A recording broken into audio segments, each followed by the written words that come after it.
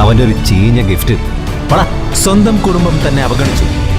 അപമാനിച്ചു നിർത്തിയ ഒരുവനെ തേടി നഗരത്തിലെ തന്നെ ഏറ്റവും വലിയ കോടീശ്വരന്മാരിൽ ഒരാൾ വരുന്നു. ഒന്നിനും കൊള്ളാത്തവനെന്ന് സ്വന്തം ഭാര്യ തന്നെ മുദ്രകുത്തി അവന്റെ കൈകൾ പിടിച്ച് ആ കോടീശ്വരൻ കെഞ്ചത് എന്തിനാണ്? ഏയ് ശ്രീലക്ഷ്മി, ഹോട്ടലിന് പുറത്ത് നിറയെ പിച്ചക്കാരെ കാണുന്നുണ്ട്. പക്ഷെ നിന്റെ ഭർത്താവിനെ മാത്രം കാണുന്നില്ലല്ലോ. എപ്പോഴത്തെയും പോലെ എച്ചില് തിന്നാൻ വേണ്ടി അവൻ ഇങ്ങോട്ട് വരുമല്ലോ അല്ലേ? അല്ല, ഇന്നെങ്കിലും ഒരു നല്ല ഡ്രസ്സിൽ വരുമോ അവൻ? അതോ പതിവ് പോലെ ഏതെങ്കിലും കീറിയ തുണി കൊടുത്താണോ വരിക? ഏയ്, മര്യാദയ്ക്ക് സംസാരിക്കേ. എന്റെ ഭർത്താവ് പഴയ ഡ്രസ്സ് ധരിച്ചാണ് വരുന്നതെങ്കിൽ കൂടി അത് അദ്ദേഹം അധ്വാനിച്ച് കഷ്ടപ്പെട്ട് വാങ്ങിയതായിരിക്കും.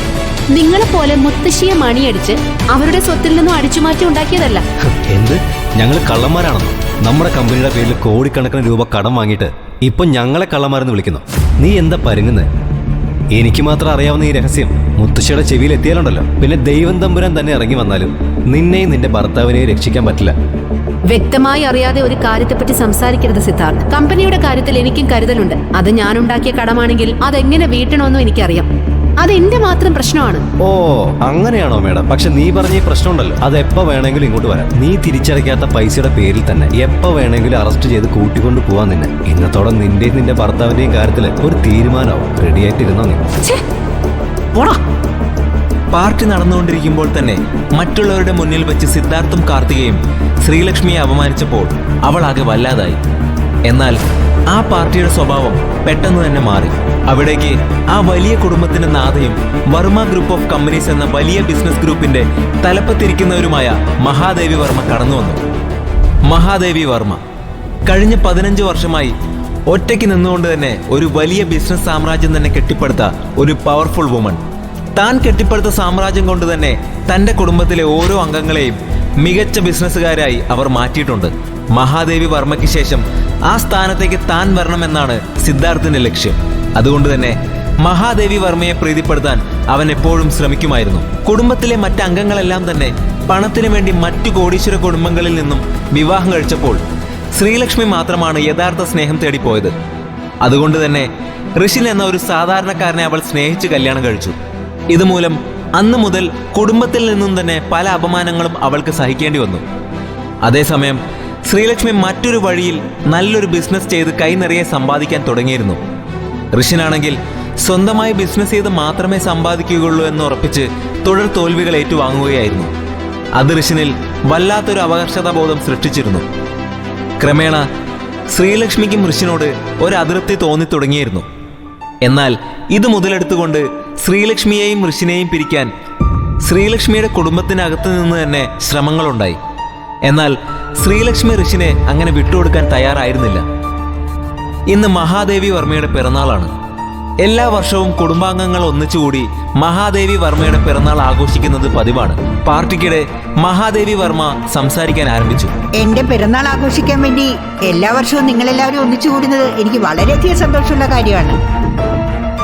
ഇന്നത്തെ ദിവസത്തിന്റെ പ്രത്യേകത എന്റെ ബർത്ത്ഡേ പാർട്ടി എന്നത് മാത്രമല്ല, അതിന്റെ കൂടെ തന്നെ ഒരു പ്രധാനപ്പെട്ട വാർത്ത നിങ്ങൾ എല്ലാവരെയും കാത്തിരിക്കുന്നുണ്ട്.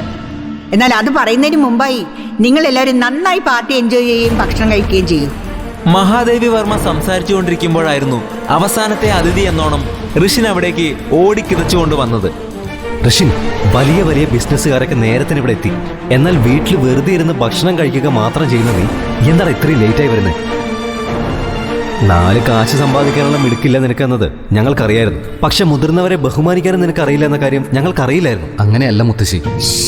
നിന്റെ എക്സ്പ്ലനേഷൻ ഇവിടെ ആവശ്യമില്ല. മഹാദേവി വർമ്മ മുഖത്തടിച്ചതുപോലെയാണ് അത് പറഞ്ഞത്. അധികം തന്നെ അവന്റെ ഒരു ചീഞ്ഞ ഗിഫ്റ്റ്.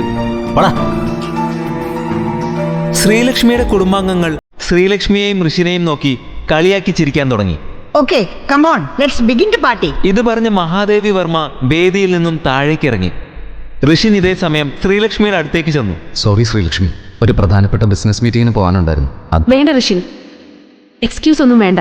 ഞാൻ വല്ലാത്തൊരു മാനസികാവസ്ഥയിലാണ് ഉള്ളത്. നമുക്ക് വേണ്ടി ഞാൻ റിസ്ക് എടുത്ത് വാങ്ങിയ ആ ലോണിന്റെ കാര്യം എങ്ങനെയോ സിദ്ധാർത്ഥ അറിഞ്ഞു. അവൻ മുത്തശ്ശിയുടെ മുന്നിൽ വെച്ച് നമ്മളെ അപമാനിക്കാൻ എന്തോ ഒന്ന് പ്ലാൻ ചെയ്തിട്ടുണ്ട്. എന്റെ കയ്യിൽ മറ്റൊന്നും ഉണ്ടായിരുന്നില്ലെങ്കിലും കുറച്ച് അഭിമാനം ബാക്കിയുണ്ടായിരുന്നു. ഇപ്പോ അതും കൂടെ നഷ്ടമാവാൻ പോകുന്നു. ആരുമില്ലാത്തൊരു അനാഥയെ പോലെയാണ് ഞാനെന്നാ ഇപ്പൊ എനിക്ക് തോന്നുന്നത്. എല്ലാം അവസാനിക്കാൻ പോവാ. എന്താണ് ശ്രീലക്ഷ്മി നീയും ഇങ്ങനെ? എന്നാൽ ഋഷിൻ സംസാരിക്കുന്നത് കേൾക്കാൻ നിൽക്കാതെ തന്നെ ശ്രീലക്ഷ്മി അവിടെ നിന്നും എഴുന്നേറ്റ് പോയി. ശ്രീലക്ഷ്മിയുടെ മനസ്സ് നന്നായി വേദനിച്ചിട്ടുണ്ടെന്ന് ഋഷിക്ക് നന്നായി മനസ്സിലായിട്ടുണ്ടായിരുന്നു. എന്നോട് ക്ഷമിക്കൂ ശ്രീലക്ഷ്മി. ഞാൻ നിന്നെ ഒരുപാട് കഷ്ടപ്പെടുത്തുന്നുണ്ടെന്ന് എനിക്കറിയാം. പക്ഷേ ഇതെല്ലാം പെട്ടെന്ന് തന്നെ മാറും.